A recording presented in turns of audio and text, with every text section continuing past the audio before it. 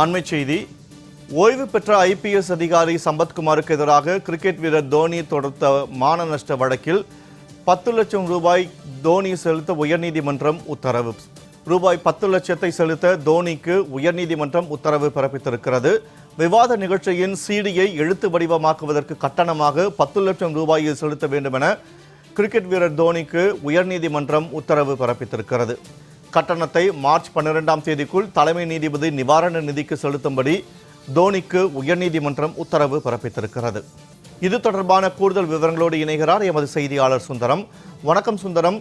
10 லட்சம் ரூபாய் தோனி செலுத்த வேண்டும் என்று உயர்நீதிமன்றம் உத்தரவு பிறப்பித்திருக்கிறது. இந்த வழக்கு தொடர்பான முழு விவரங்கள் என்ன, பதிவு செய்யுங்கள். வணக்கம் வினோத்.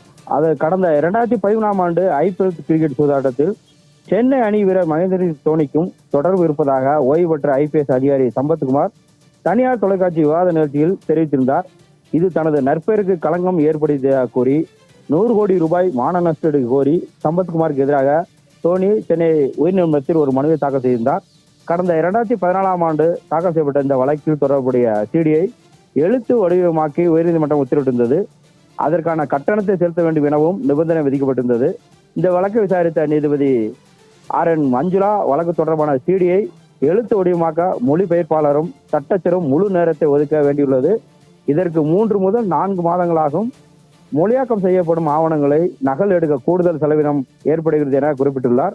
இதனால் மொழியாக்கத்துக்கான கட்டணமாக 10 லட்சம் ரூபாயை தலைமை நீதிபதி நிவாரண நிதிக்கு மார்ச் 12ஆம் தேதிக்குள் செலுத்த வேண்டும் என மனுதாரரான தோனிக்கு உத்தரவிட்ட நீதிபதி மொழியாக்க பணிகளை மார்ச் 3வது வாரத்துக்குள் முடிக்க வேண்டும் என மொழிபெயர்ப்பாளர் சட்டச்சருக்கு உத்தரவிட்டு விசாரணையை மார்ச் 12ஆம் தேதிக்கு தள்ளி வைத்துள்ளார். அண்மை தகவலுக்கு நன்றி சுந்தரம்.